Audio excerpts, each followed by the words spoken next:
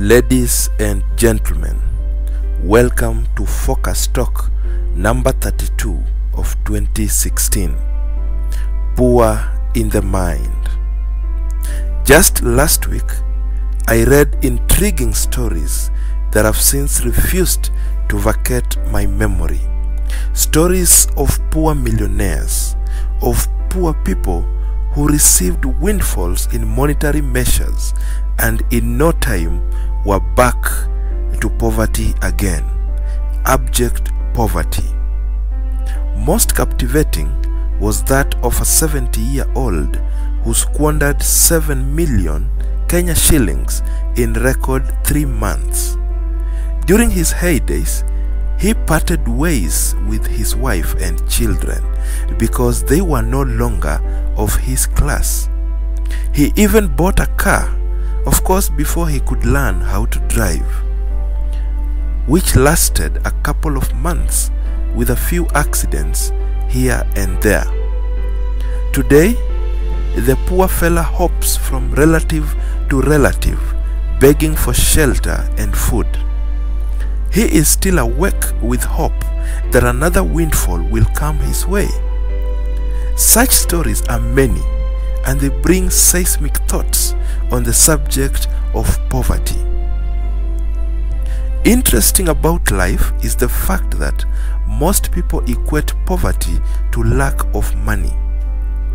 This pushes them to seek for ways to get money quickly just to afford an escape from the scourge of poverty.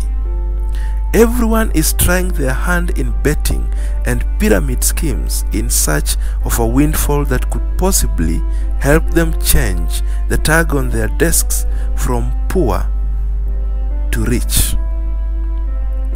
Poverty is bad, real bad, and that cannot be in contest. Given chance, we all would take the shortest escape route from poverty. But then, if money is the escape route out of poverty, how come most instant millionaires do not last? You probably have read of wealthy people who started off with less than what you earn every month, yet you still cannot reconcile why you are now worlds apart. You cannot figure out why you haven't done much with all that you have earned. Poor or rich is a mindset. Everyone has the ability to become either of the two based on their mindsets. Availability or otherwise of money is just a symptom of one being rich or poor respectively. This implies, therefore, that most people struggle to treat the symptom instead of treating the disease. If the root cause of a disease is not addressed, it matters less the number of times one tries to suppress the symptoms, because the disease will still persist. No matter how many betting jackpots you win, you will still bounce back to poverty unless you adjust the root, your mind. Normally, your actions and visible status paint your mental pictures. Actions are preceded by thoughts.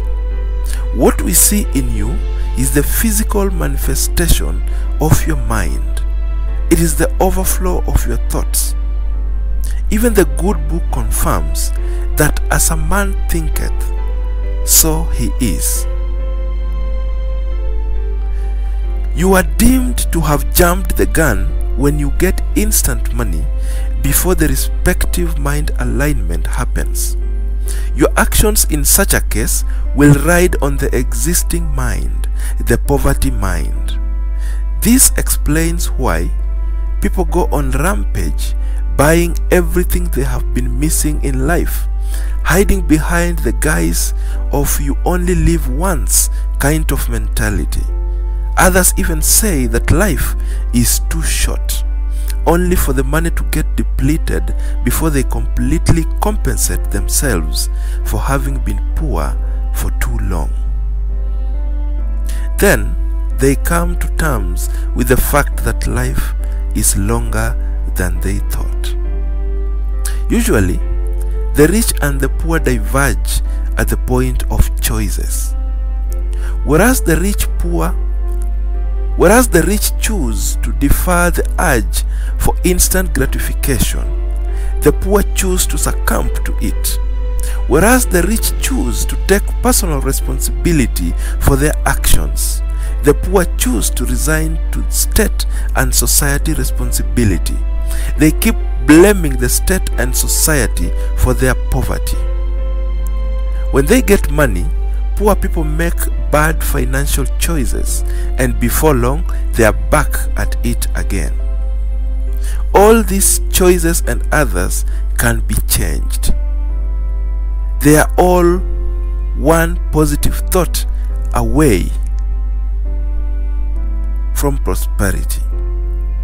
Most poor people do not want to change these choices because they are comfortable with the status quo and unprepared to disrupt it. Could be that you once thought that getting a promotion would solve your financial puzzle, only for the puzzle to get even more complex. Could be you are wondering why some rich people get poor in your perception, yet bounce back to riches again. Could be you have resigned to the fallacy of richness being hereditary.